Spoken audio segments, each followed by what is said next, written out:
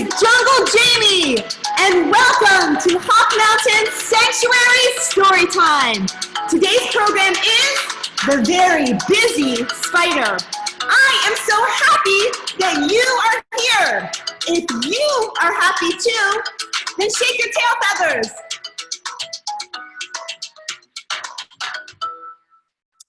Hawk Mountain, we love nature. We love the birds, especially the raptors. We love the plants, the mountain, the earth. We love all wildlife because we know that all living things are connected. If you love nature too, then get up and move around like your favorite animal.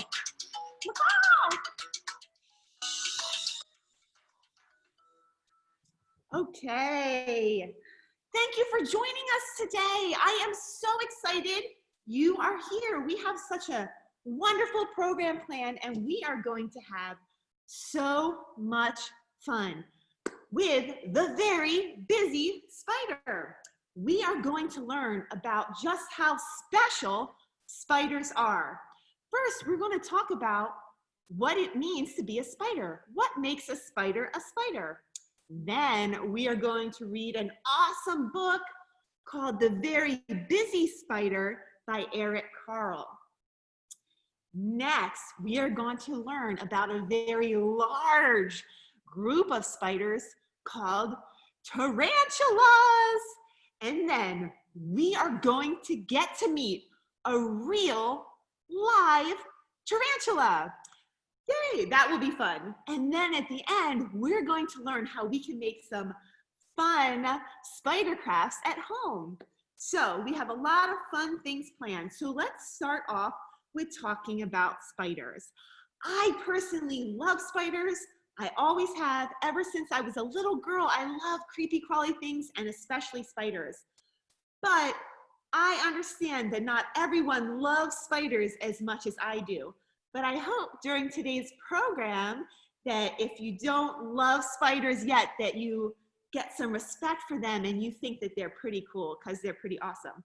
Oh, kids, I also just wanted to remind you that today's program is being recorded, so you could watch the video of this program whenever you like on Hawk Mountain's YouTube channel. Okay, back to spiders. So, spiders. When I see the word spider, you might get a picture in your mind of some creature. So what makes a spider a spider? Well, it's definitely an animal, right? I think we all agree a spider is definitely an animal. But there's so many different types of animals. Do you think a spider has a skeleton on the inside? Do you think a spider has bones, hard bones inside them like we do in our body? What do you think? No, they don't. Spiders do not have bones, so they're in a group of animals that are called invertebrates. And that just means that they don't have bones or a skeleton on the inside. And there's a lot of different types of invertebrates. Insects are invertebrates. Do you think that spiders are insects? What do you think? Actually, spiders are not insects. Spiders have some very important differences from insects that make them their own group called arachnids. And it has to do with the number of body parts they have and the number of legs. So arachnids are a group of invertebrates that include spiders, ticks, and maybe even scorpions. So let's talk about the body parts. How many body parts do you think that a spider has? What do you think? Well, I'll give you a hint. We know it's different than an insect, and an insect has 3 body parts. And a spider has less body parts than an insect. A spider only has 2 body parts. It has the head and the abdomen, and we'll learn more about this later when we look at a spider. Okay, also let's talk about the number of legs. How many legs does a spider have? Do you know? Shout it out if you know. Spiders have 8 legs. 8 legs. Whoa, that's a lot of legs. Imagine if you had 8 legs, how fast could you run? And that's different from insects because insects only have 6 legs. But did you know how many eyes a spider has? Well, we as people, 1, 2, we have 2 eyes. But how many eyes do you think a spider has? What do you think? Did you know that spiders have 8 eyes? Spiders have 8 legs and 8 eyes. Most spiders anyway. Most spiders have 8 eyes. That's amazing. But guess what? Even though spiders have 8 eyes, they actually cannot see very well at all. In fact, spiders rely more on their sense of touch, feeling vibrations, and also their sense of taste. Even though they have 8 eyes, they can't see very well at all. So what do you think that spiders eat? Do they eat pizza like we do or ice cream? What do you think? Spiders actually eat a lot of insects, a lot of bugs. And that's great because sometimes insects and bugs can cause problems for us humans, right? Like a pesky fly. But guess what? Bigger spiders that we'll talk about later, like tarantulas, they could even eat some things that are bigger than insects, maybe like a frog or a toad or something like that, or a mouse. So we know that most spiders eat a lot of insects and bugs in their diet, but how do spiders catch their food? What do you think? Well, many spiders spin a web that catches insects in their web, and that's how they catch their food. Isn't that interesting that they make a web to catch their food? That is very interesting. But tarantulas, it's a little different, but we'll learn about that later. So sometimes people can get scared of spiders, and sometimes when people see a spider, they're like, oh, I want to squish it, kill the spider, I'm scared. But we don't want to kill spiders. And at Hawk Mountain, we like all wild animals and all nature, and we want to respect nature. And spiders are really awesome. We're going to learn a lot of cool things about them. But not only that, spiders have a really important job that they do in nature, because we learn that spiders eat insects and flies, which can be pests for people. So spiders actually help us out a lot because spiders eat so many insects and bugs and flies, and insects and bugs and flies can cause a lot of diseases, and they can damage our food crops and cause a lot of problems. So actually, spiders help out people a lot. They really help us a lot. So we should be saying, thank you, spider, for being our insect control. We really appreciate. And just imagine if there were no spiders, what would happen? There would be flies and insects and bugs everywhere. So we know that spiders are really important because they help keep the populations and numbers of insects like flies down.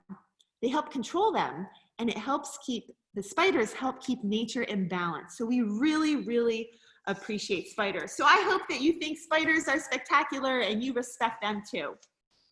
Okay, are you ready to read the book, The Very Busy Spider? Here we go. I'm going to move a little closer so you can see the pictures better. So this book is by Eric Carle, and he writes a lot of really cool books about animals for kids. The Very Busy Spider. Okay. Early one morning, the wind blew a spider across the field. A thin, silky thread trailed from her body. Here it is, and I can actually feel it on the paper.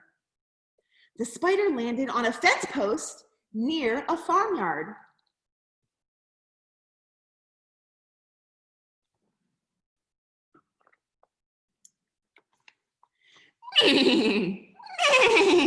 Said the horse.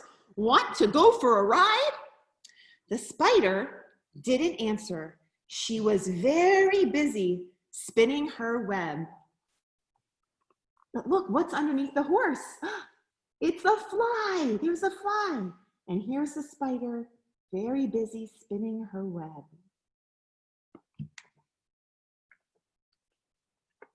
Moo, moo, said the cow.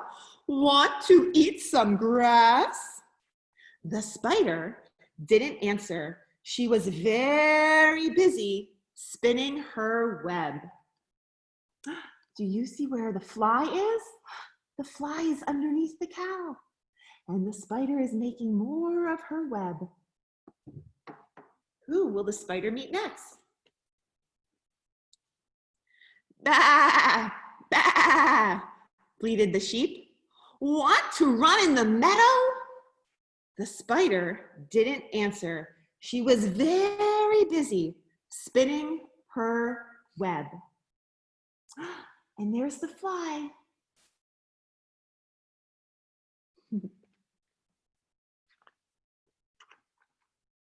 Ma, ma, said the goat. Want to jump on the rocks? The spider didn't answer. She was very busy spinning her web. There's the goat, and above the goat, there's the fly. Look at the web, it's getting bigger. Oink, oink, oink, oink, oink, oink, grunted the pig. Want to roll in the mud? The spider didn't answer. She was very busy spinning her web. And there's the fly behind the pig. And the web is getting bigger.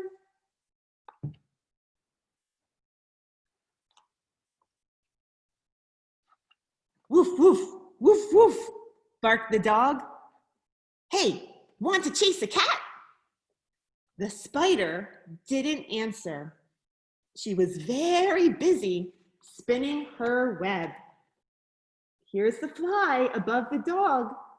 Now look at all the circles that the spider is making in her web. Meow,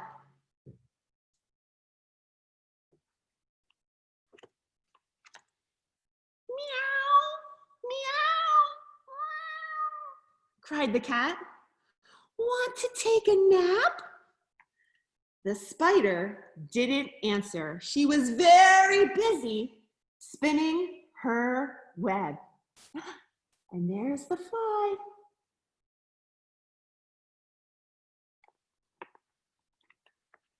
A duck.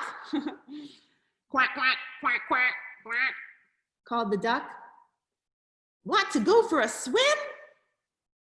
The spider didn't answer because she was very busy spinning her web. Look how big the web's getting. And here's that fly.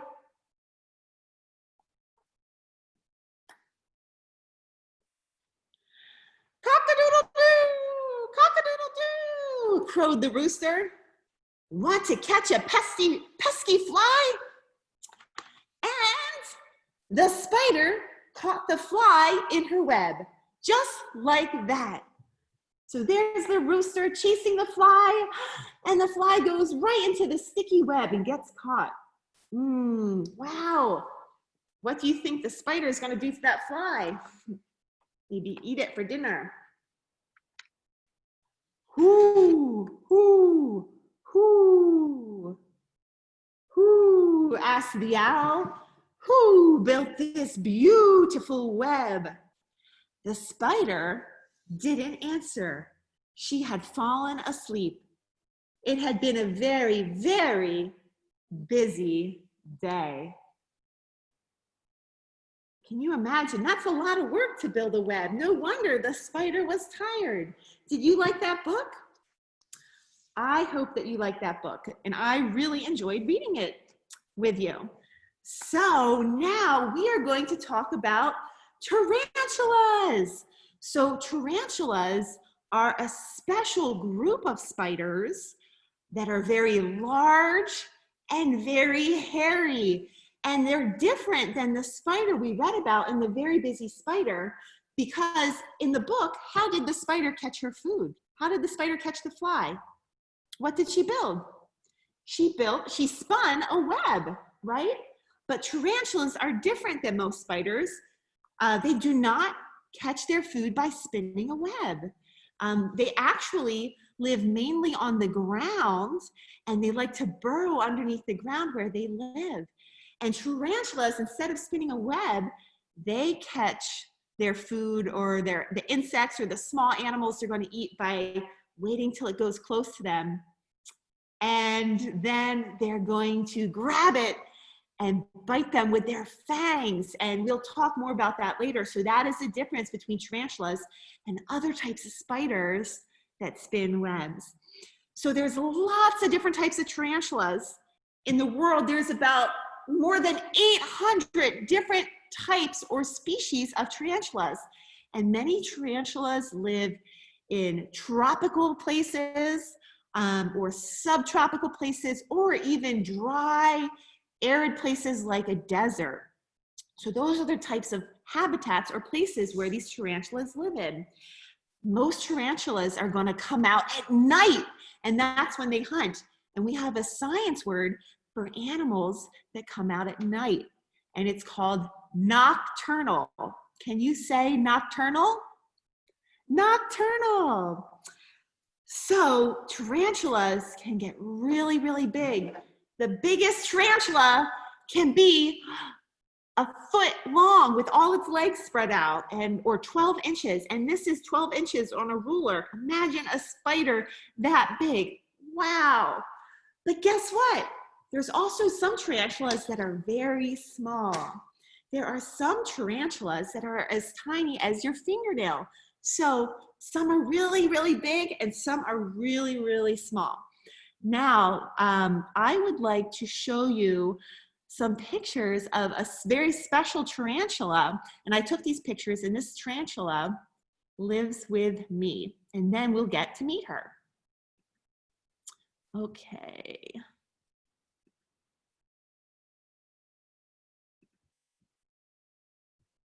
Okay, so here is a picture of my tarantula, and her name is Daisy.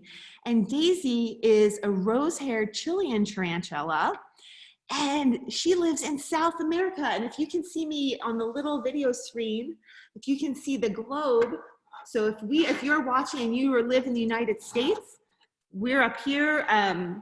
Here is Pennsylvania. And Daisy in the wild would live all the way down in South America, in Chile, and Argentina right here, and then a little bit into Bolivia. So this is where they would live in the wild, in very dry regions, almost like a desert, very, very dry. So in this picture, the picture looks red because there's a red heat lamp on top of Daisy's cage, so that's why it looks red. But they're called rose-haired Chilean tarantulas because they have hairs on their body that are like a pink color, like a rose, and that's why they got their name. Isn't that a pretty name? Okay, let's review some of the things we learned about spiders. How many body parts do spiders have again? Do you remember? 2. All right, can you see the arrow on the screen? Okay, watch the arrow. This is the head. This is the tarantula's head. And then do you remember what the other body part is called? It's called the abdomen. And here's the abdomen.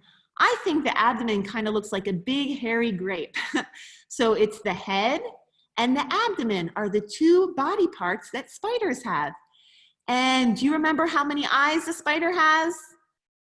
8. Very good. And so here are the cluster of eyes. They're kind of hard to see. They're very small.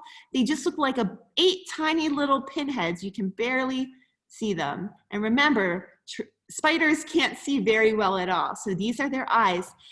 And how many legs again do spiders have? Do you remember? 8. Very good. Okay, but let's count. Okay, 1, 2, 3, 4, 5, 6, 7, 8, 9, 10. What? 10? I thought spiders only had 8 legs. Wait a minute, they do, but guess what? We were counting 2 things as legs, and they weren't legs at all. They were more like a little arm. So if these 2 appendages or limbs here,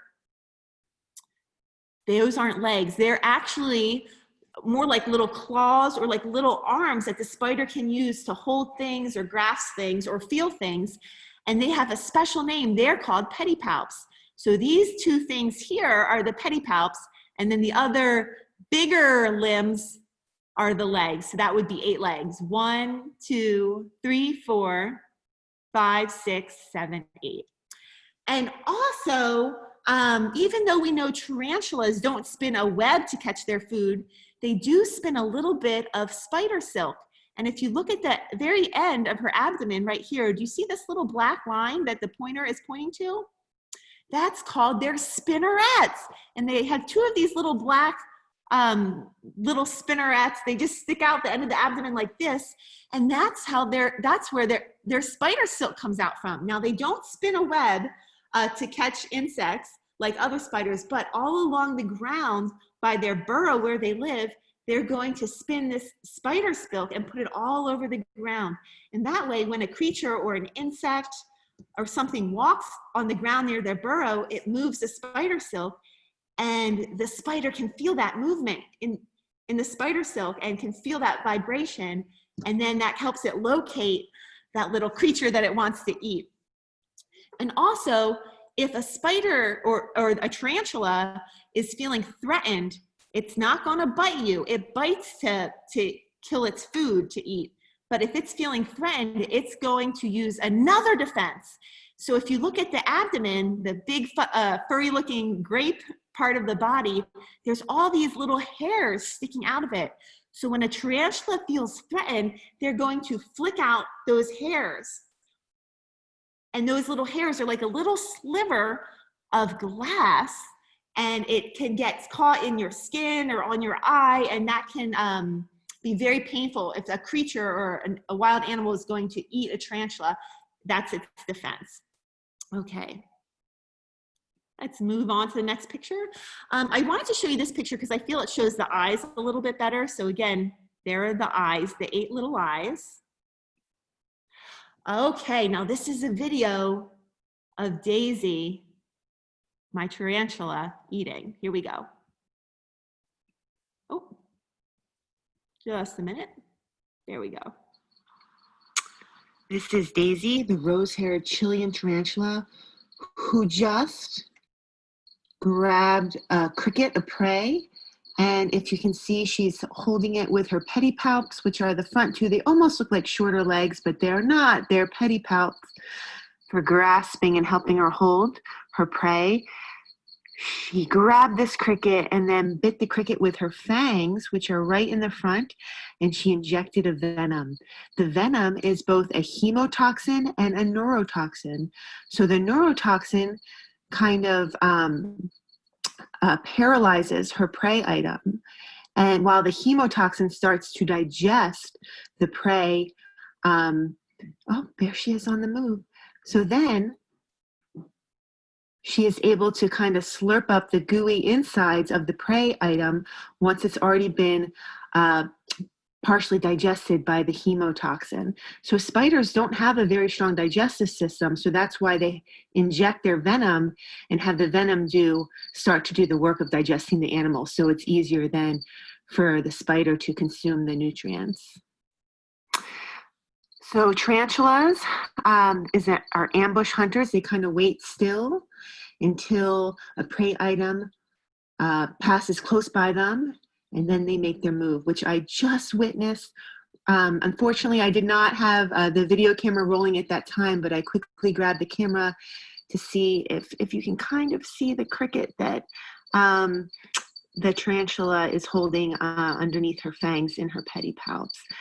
I actually could see juices, bodily fluids from the cricket come out as the tarantula grasped her. Very good predators. All spiders, very important role in our ecosystem, controlling insect populations. All right, cool. I hope you enjoyed watching Daisy eat. Let's see the next picture. This actually isn't Daisy. This is a different tarantula that I believe to be a male. And do you know how you can tell if a tarantula is a male or female? Well, kind of like birds of prey, it's kind of the body size. Just like raptors or birds of prey, the girl or female tarantulas are going to be bigger and thicker than the males. And Daisy's a bit bigger and thicker, and I know for sure she's a female. I believe this is a male, he's thinner, but you can see this is him eating also a cricket, and you can kind of just see, it's just a different angle. You can see the cricket here underneath him, his little pedipalps here. I just thought it was a cool angle to see, because you don't get to see a tarantula eat that often. Whoa, look at that picture. So, do you know tarantulas have a special adaptation, something very interesting about their body that allows them to crawl up a glass wall, almost like a superpower or just a regular wall. They have little hooks on the end of each of their legs that allow them to crawl up surfaces. So I took this picture of, now this is my male tarantula, but I took this picture because it really shows the fangs, which are hard to see sometimes because they're underneath the spider, the tarantula normally. So if you look at my arrow, these are the fangs right here. Here's one, and here's the other, there are two. Now, it sounds scary to hear, oh my gosh, they have fangs, they have venom, but their venom is less powerful than a bee sting. So it's not really dangerous to humans. I mean, it's not gonna feel good if a tarantula bites you. It might hurt, just like a bee sting will hurt, but unless you have a rare allergic reaction, it's not going to seriously hurt you. There are the fangs. And again, they bite the creatures they're eating like a cricket to kind of paralyze that cricket and then start to turn their insides into like a soup so they can slurp them up. Because spiders don't have stomachs like we do and they can't digest them. So the venom helps digest their prey for them.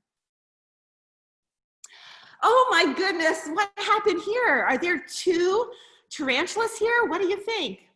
Well, did you know that tarantulas shed their skin when they grow, just like a snake? It's true, they do. It's so cool and interesting, and it's called molting. So we talked about earlier in the program that tarantulas do not have a skeleton or bones on the inside. They're invertebrates. But what they do have is an outer shell that we call an exoskeleton. So when a tarantula grows and it gets bigger, oh man, its exoskeleton, its outer shell is too tight. It's like wearing jeans or pants that are too tight. So it grows a newer, bigger shell or exoskeleton underneath and then breaks out, comes out of its old shell. And here is Daisy, and this was taken just a few weeks ago. She had just emerged bigger from her old skin. So this is her shed skin or her shed molt or exoskeleton. So this one is hollow, it's empty. And here you can really see those spinnerets at the end of her abdomen where she spins those spider silk from. Isn't that fascinating?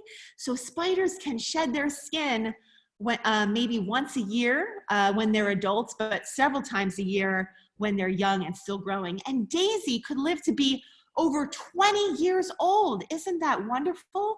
But the male tarantulas, the male rose-haired tarantula will probably die after mating, maybe somewhere between 5 to 10 years. So the females live much longer. And there's another view. Isn't that cool? So I wonder if you want to see Daisy's molt. I have here her skin, and I'm putting on gloves because remember we talked about she has those hairs on her abdomen that she could, you know, that could get in your skin and be a little bit painful. So this is Daisy's molt that you just saw in that picture. So it means she just had a growth spurt. Look at that. Wow, it's like an empty shell. Look at that. You can see her abdomen here, her two spinnerets where the spider silk comes out of. You can see her legs. And did you know that if spiders or tarantulas lose a leg, they can grow a new one? It's amazing. That's like another superpower. Man, spiders are so cool. The next time they molt and shed their skin, they'll have that leg that they lost will have regrown. That's so cool. And look underneath, it's very fragile, kind of a little bit crumbly because it's hollow. Underneath you can see, I don't know if you can see with the screen, those are her little fangs right there. So really cool. I wonder if you would like to see a video, a short little video, not of Daisy, but of another spider, another tarantula molting and shedding his skin. Do you want to see it? It's pretty cool. It's pretty cool. Okay, I'm going to share it. Let's see what we can do here. All right. Hopefully you all can see this. We're going to play the video.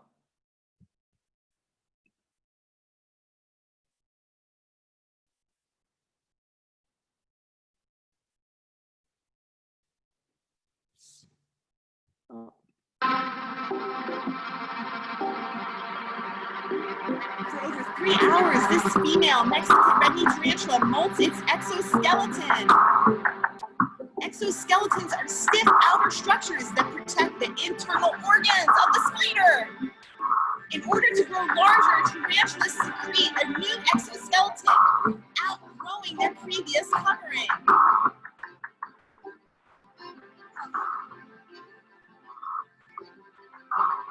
After molting, their new skin is soft, making them more vulnerable to predation and getting eaten. Mexican red-knees take several days for the new exoskeleton to fully harden. Wow, that was so cool. Did you like seeing that? I hope you did. And also, I wanted to mention, when I showed you the pictures of my tarantula Daisy molting, when that happened, I immediately removed all the crickets that were in her cage for her to eat, because even though crickets are so much smaller than the tarantula, her new skin, when she comes out of the molt, is so soft that even a cricket landing on her could hurt her. So you remove all the crickets for 3 days, and in 3 days, then her new shell or outer skin is gonna harden in 3 days. And then after 3 days, I put the crickets back in. Wow, okay. So, do you want to meet Daisy? Would you like to meet Daisy now?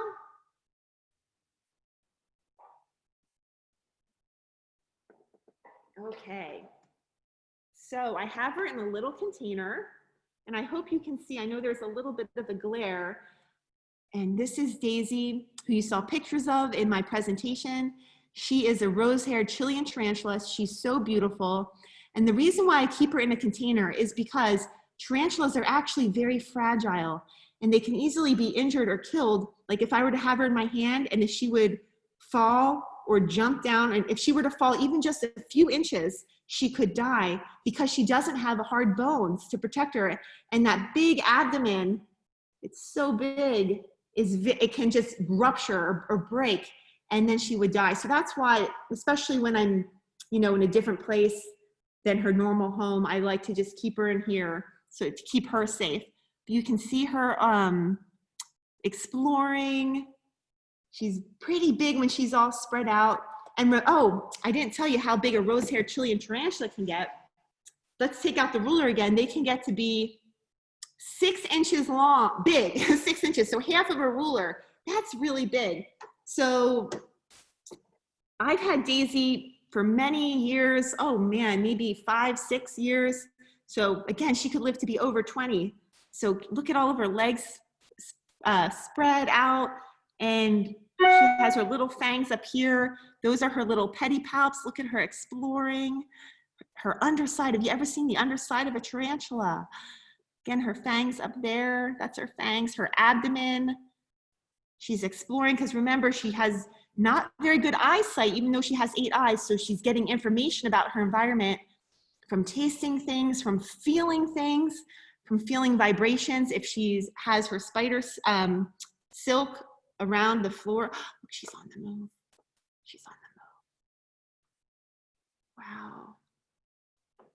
And by the way, when I do handle Daisy, and I really don't much just because for her safety, if she were to fall, it could kill her. I always wear gloves because of those hairs I was telling you about on her abdomen.